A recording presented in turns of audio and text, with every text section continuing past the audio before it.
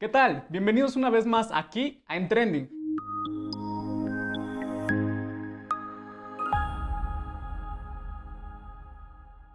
El 4 de septiembre es considerado el Día Mundial de la Salud Sexual y Reproductiva, como un esfuerzo para reconocer y visibilizar la sexualidad como un elemento esencial en la vida del ser humano. Por eso hoy en Trending abordaremos este tema con todas sus aristas. El COVID ha traído muchos cambios, entre ellos el cómo se relacionan las personas sexualmente. Por ello en este programa les platicaremos cómo puede afectar y qué medidas tomar en la intimidad para evitar contagios. En el reportaje hablaremos sobre el aumento de embarazos en esta contingencia, la forma de atención en los centros de salud y el incremento de la violencia sexual. Y en la entrevista, un experto nos platicará sobre la importancia de la educación sexual. ¿Conoces o has escuchado el término salud sexual y reproductiva y todo lo que engloba este término? Yadira nos explica más a fondo sobre este significado en tan solo un minuto. La sexualidad es algo tan natural e imprescindible como cualquier otra necesidad básica y biológica en los seres humanos. Por lo tanto, la satisfacción del deseo sexual en nosotros como seres pensantes debe llevarse a cabo manteniendo la integridad tanto física como mental de cada individuo. En este sentido, la salud sexual y reproductiva es un derecho humano que antecede la capacidad de disfrutar una vida sexual satisfactoria y sin riesgos. Conocer los métodos de planificación familiar que se adaptan mejor a cada individuo, así como el momento adecuado para la procreación y la libertad de procrear o no, garantizan este derecho. Es importante que la población conozca información relacionada a la sexualidad para evitar abusos, embarazos no deseados y enfermedades de transmisión sexual. Llevar una vida sexual sana es responsabilidad de cada persona. Quédate en Trending y acompáñanos a conocer más sobre este tema. Se calcula que el número de embarazos no deseados ha ido en aumento en este confinamiento, los cuales pueden ascender a los 145,000 casos. Vayamos con Nadia a la primera parte del reportaje. Poco más de 4.000 millones de personas en el mundo quedamos confinados en casa por la pandemia. Este resguardo obligado ha incrementado otros problemas sociales, como los embarazos no deseados y la violencia sexual. En México, el Consejo Nacional de Población señala que de los primeros meses de la pandemia al mes de agosto aumentaron en un 20% los embarazos, la mayoría concentrados en la población adolescente.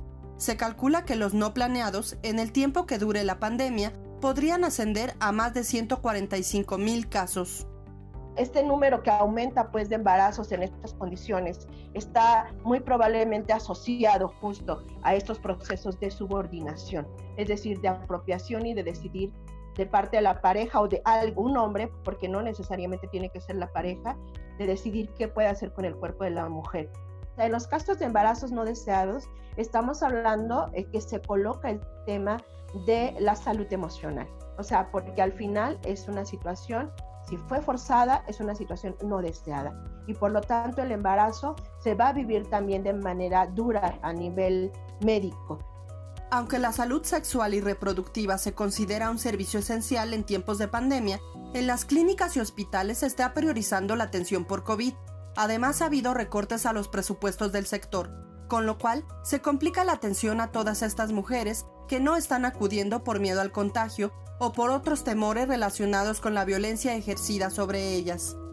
Te puedo decir que yo siento que el país siempre está un poco atrás en lo que refiere a las necesidades de los adolescentes y del embarazo adolescente. Yo creo que donde se tiene que incidir no son en los embarazos no planeados, son en los embarazos planeados. Si tomas en cuenta que cerca del 15% de los embarazos adolescentes son planeados y que en este país el grupo de fertilidad de niñas de 10 a 14 son el grupo de la población que hoy día está teniendo más embarazos, yo creo que ahí es donde tiene uno que incidir. ¿Por qué en este país creemos que una niña y la maternidad son una mancuerna aceptable a los 10, a los 11 o a los 12 años? Lo que uno está haciendo como sociedad es que uno le está fallando a estos niños, porque al no darles a estos niños un contexto de educación, de salud, de un entorno saludable, amoroso, está uno llevando a estos niños a pensar que al ellos reproducirse, ellos sí, ahora sí la van a hacer bien.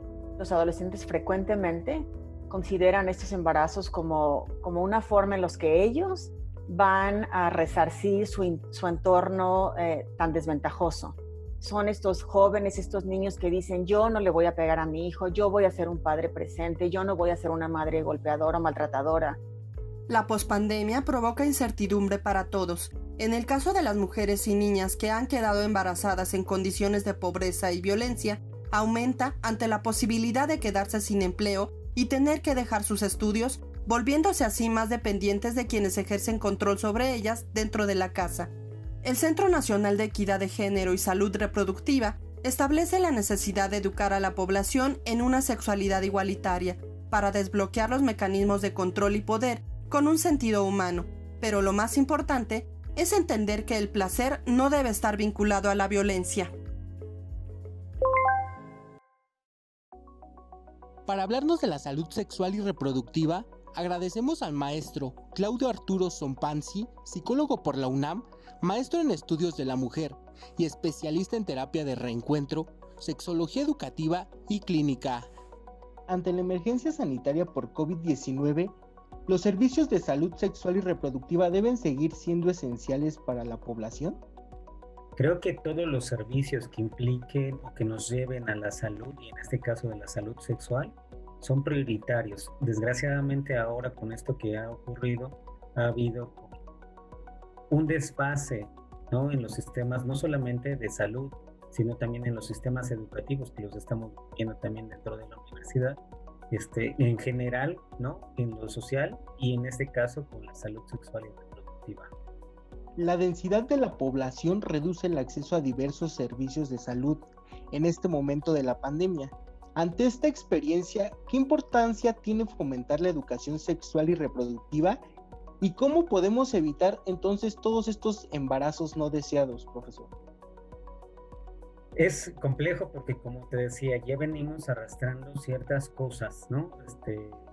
Y obviamente esta saturación que tenemos de los servicios de salud, pero enfocándonos a la idea de educación sexual y reproductiva, también teníamos un déficit de mucho tiempo atrás.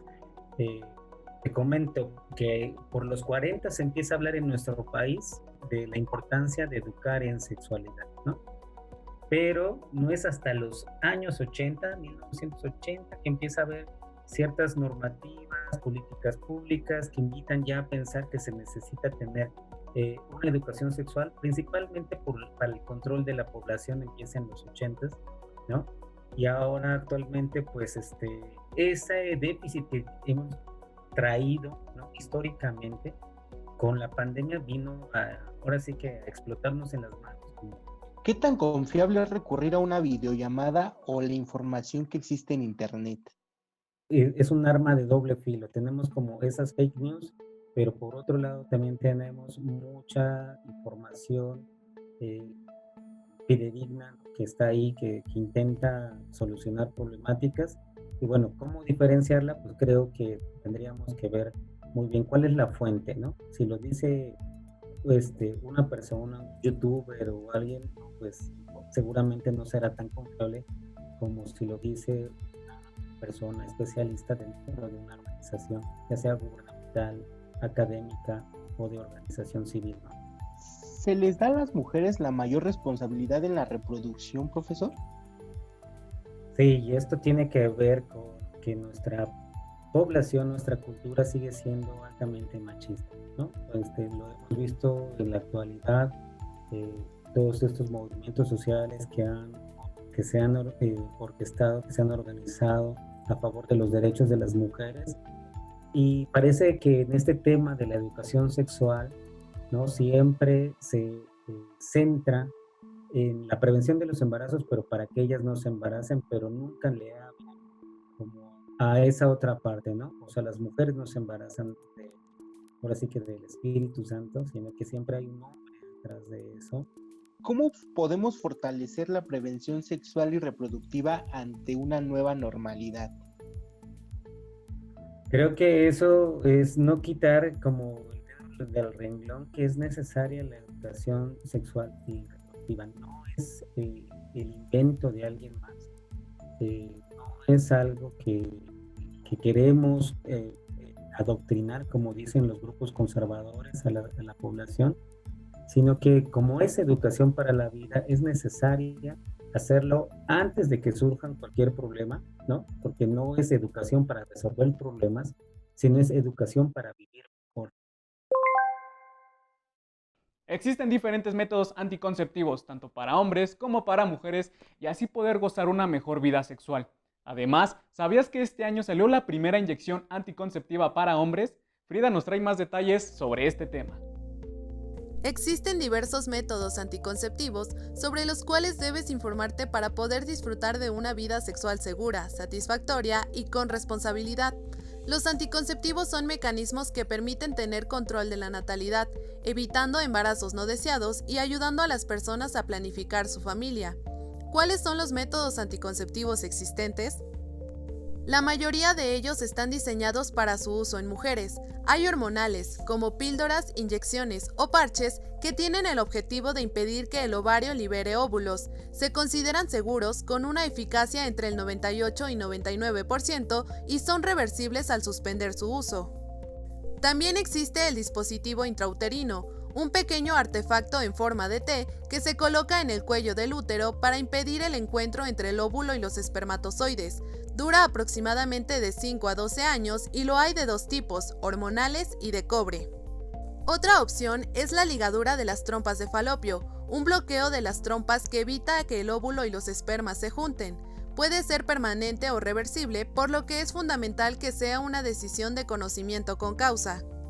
Alguno de estos métodos puede generar efectos secundarios en las mujeres, como irregularidad en los periodos menstruales, dolor de cabeza, náuseas, trastornos gastrointestinales, retención de líquidos, cambios de humor, sensibilidad en los senos, libido disminuida e incluso daños en la vista.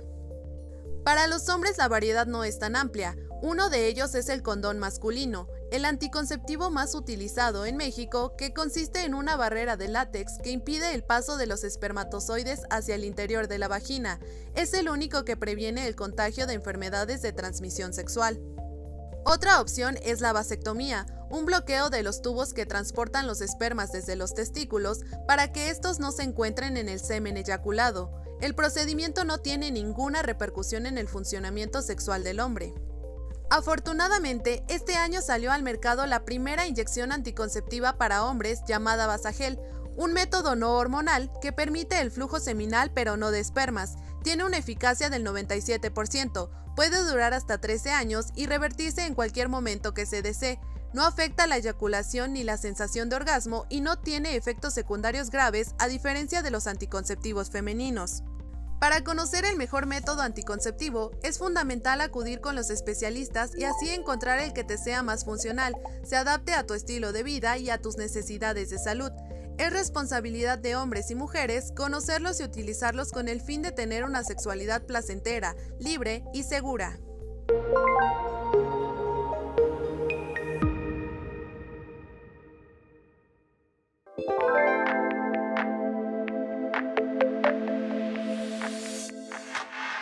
¿Sabías que la Facultad de Medicina cuenta con un programa para la prevención de embarazos en adolescentes?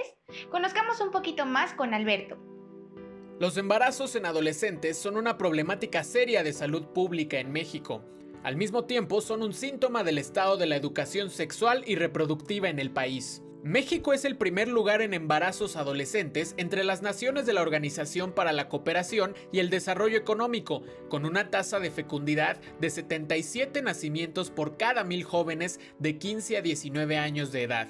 Desde 2016, el Programa para la Prevención de Embarazos en Adolescentes de la Facultad de Medicina de la UNAM busca divulgar de manera extensa una correcta educación sexual entre su estudiantado.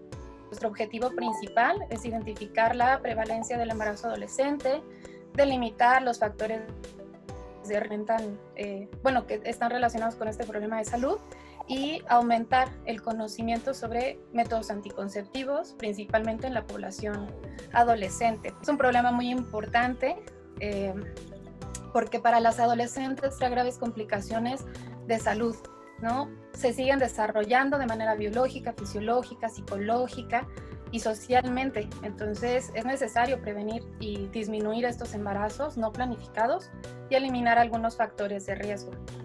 El programa busca acercar a estos jóvenes a un mayor entendimiento de la sexualidad, con énfasis en 3 temas: el uso del preservativo, la prevención de las infecciones de transmisión sexual y el uso de anticonceptivos hormonales.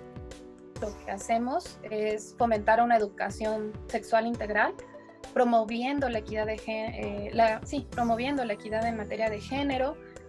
Abordamos temas no solo de cuestiones o de conceptos básicos, también buscamos atender las necesidades específicas de cada persona y desmitificar y disminuir los estereotipos relacionados con la sexualidad, promoviendo principalmente sus derechos sexuales y reproductivos. El programa para la prevención de embarazos en adolescentes ha llevado sus sesiones no solo a escuelas de nivel bachillerato dentro de la UNAM, sino también a planteles de primaria, secundaria y preparatoria de la Secretaría de Educación Pública. Sin duda, la educación sexual se debe empezar a ofrecer a edades muy tempranas, comenzando desde el hogar, como lo comentas, y reforzando algunos de estos puntos en la educación básica. Principalmente, lo ideal sería que sean docentes o educadores sexuales preparados para que justo cuando den este abordaje de estos temas, pues sea de manera adecuada, responsable, sin prejuicios y acorde de la edad de los niños, niñas y adolescentes. En tiempos de pandemia, los cursos del programa se disponen en línea a través de la plataforma de la facultad, donde ya se encuentran abiertos los registros para 4 talleres con sesiones de 1 hora de duración. Los estudiantes con número de cuenta de la UNAM pueden tener acceso. El coronavirus ha hecho que cambiemos nuestras formas de relacionarnos, y no solo en lo social, sino también en la intimidad.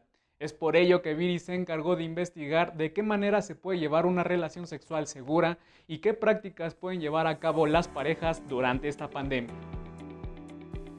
Muchos son los cuestionamientos que han surgido en torno a la pandemia por COVID-19, y una de las áreas con mayor incertidumbre es la relacionada con la sexualidad. Un reciente estudio de la Asociación Mexicana para la Salud Sexual AC reportó cambios significativos en la conducta sexual de las personas, los cuales se asocian a depresión, ansiedad y estrés, pero también debido a las múltiples dudas que existen sobre la transmisión del virus por vía sexual.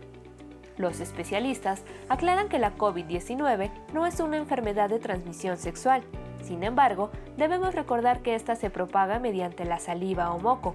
Por ello, el besar o estar físicamente muy cerca de una persona infectada puede exponernos a contraer el virus.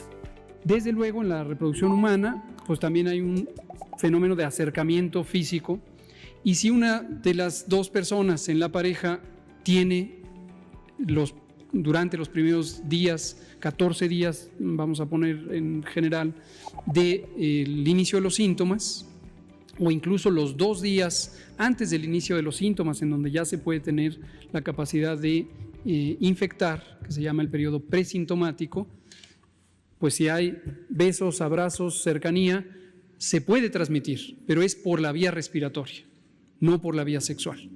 Hasta el momento, no se ha encontrado evidencia del virus del SARS-CoV-2 en fluidos vaginales. Donde sí ha sido clara su presencia es en heces fecales y semen de personas infectadas. Por ello, se recomienda el uso de preservativos y diques dentales, así como no relajar las medidas sanitarias de prevención antes y después de una relación sexual. El Departamento de Salud de Nueva York publicó una guía de salud sexual en tiempos de COVID-19, en donde se considera que el autoerotismo o masturbación es la forma más segura de obtener placer sexual durante la pandemia, la cual puede complementarse con el uso de algunos juguetes sexuales, considerando siempre el lavado y desinfección de los mismos. Si bien las parejas monógamas tienen un menor riesgo de contagio, ante la presencia de síntomas se deberán suspender las relaciones sexuales hasta asegurarse de que ninguno sea portador de la enfermedad. De igual manera, se recomienda suspender los encuentros casuales con personas desconocidas. Los especialistas también han invitado a la recreación de otras prácticas como lecturas eróticas, sexting o audiosexting, con el fin de no dejar de lado la práctica de una vida sexual saludable, pero que hoy más que nunca debe realizarse de forma responsable. A la par de la pandemia por COVID-19 hay otra pandemia que no hemos podido erradicar y se trata de la violencia sexual. Se estima que en los primeros meses del confinamiento se atendieron a más de 12,000 mujeres y niñas por violencia. Vayamos con Nadia con la segunda parte del reportaje. El 25 de cada mes, el día se torna color naranja, para recordar que tenemos la oportunidad de erradicar la violencia contra mujeres y niñas, esa violencia física y sexual considerada como la otra pandemia, que se vive en la sombra y en silencio. La Red Nacional de Refugios llevó a cabo un informe donde se detalla que durante los primeros meses del confinamiento se atendieron a más de 12,000 mujeres y niñas víctimas de violencia. Lo que se ha encontrado y que se ha reportado más en diferentes encuestas y en los propios expedientes de averiguación previa, pues es que los que están denunciados por esta situación son los padres, los padrastros, los tíos, los primos, ¿no? En general hombres conocidos de la familia o también vecinos. En el confinamiento hay una restricción de la movilidad y una convivencia constante o permanente entre todos los integrantes de la familia, pues esto constituye en sí mismo lo privado, el espacio privado, un espacio de coerción donde se exacerba esta dominación porque generalmente este espacio ha estado al margen de la ley y basada más en las costumbres. Cuando una mujer es violentada, empieza a aislarse de la gente que es cercana a ella, de su familia, de sus amigos, porque obviamente hay un sentimiento de vergüenza, o sea, de pena de decir que estoy viviendo violencia. Los servicios de salud de nuestro país están capacitados para determinar si una mujer o una niña han sufrido violencia sexual. Además de algunas pruebas ginecológicas, también se hacen valoraciones psicológicas, revisiones odontológicas y se aplican manuales de seguimiento para detectar el abuso. Durante este periodo los servicios también se ven obstaculizados el acceso a la justicia por las restricciones de movilidad, aunque se dijo que estos eran servicios esenciales, pero esta situación de menor movilidad ha hecho que quienes son agresores pues tengan mayor impunidad. Las secuelas del abuso sexual generan trastornos fisiológicos y psicológicos, como pérdida de la sensibilidad, sordera, lentitud en el habla, náusea, depresión, ansiedad, adicciones y tendencia al suicidio. Las mujeres que viven violencia requieren de otro tipo de acompañamiento más especializado de parte de las instituciones. Y también eso nos coloca en la cuestión de crear otras formas de atención. Se tienen que hacer otra serie de diseños de intervención institucional y profesional para poder acompañar a estas mujeres en esos lugares donde son colocadas condiciones que aumentan su vulnerabilidad. Prevenir, sancionar y eliminar la violencia física y sexual depende del ejercicio de voluntades a todos los niveles de la sociedad, propiciando el respeto, la confianza y solidaridad para hacer que las víctimas alcen la voz. En esta pandemia continúan trabajando instituciones para poder acompañarles. Que vivir la violencia no es porque ellas no conozcan, no distingan que están en una condición de vulnerabilidad, sino más bien es una cuestión de romper con el miedo, romper con el silencio y romper con el aislamiento. En estos momentos, varias mujeres a nuestro alrededor pueden necesitar ayuda. La recomendación de las autoridades y los especialistas es no juzgar, sino escuchar. Pedir auxilio en nombre de esas personas, llamando al 911 o a otras líneas de emergencia. Es vital que no se sientan solas y aumente la desesperanza. De esta manera, también podemos combatir la impunidad. Los servicios y atención de salud sexual y reproductiva forman parte del derecho a la salud. Es por ello que Paulina nos trae las recomendaciones de algunas clínicas a las que podemos acudir durante esta contingencia con toda la información. En tiempos de COVID, muchas enfermedades han quedado de lado por atender esta crisis sanitaria. Aunque la infraestructura en el sector salud se ha rebasado, los servicios de salud sexual y reproductiva no deben dejar de atenderse. Datos del Grupo de Trabajo Regional para la Reducción de la Mortalidad Materna señalan que la atención prenatal y materna pueden salvar muchas vidas. Durante esta contingencia hay lugares que prestan servicio y atienden la salud sexual y reproductiva en México. El Centro Nacional de Equidad de Género y Salud Reproductiva es el encargado de las políticas nacionales de los programas de planificación familiar y anticoncepción, salud sexual y reproductiva, cáncer cervicouterino, cáncer de mama, salud materna y perinatal, igualdad de género y prevención y atención de la violencia familiar. Puedes llamar para pedir informes y solicitar algún método anticonceptivo al 800-624-6464. Otra alternativa son los servicios amigables para adolescentes, espacios diseñados para brindar atención en el tema de salud sexual y reproductiva. Se localizan en unidades médicas de la Secretaría de Salud. Allí encontrarás información, orientación, consejería, atención médica, psicológica y métodos anticonceptivos para mujeres y hombres de 10 a 19 años.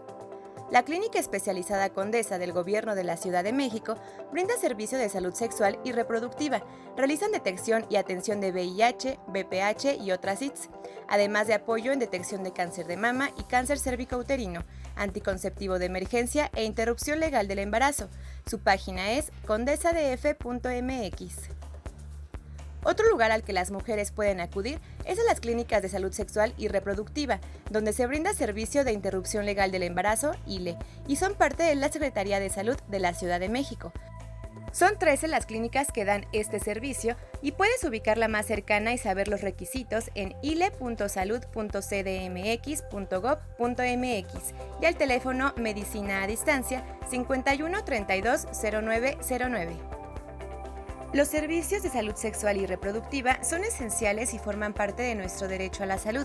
El Estado brinda servicios gratuitos y si tienes alguna queja, en el Instituto de Salud para el Bienestar, INSABI, puedes denunciar por cobros indebidos en servicios de atención médica.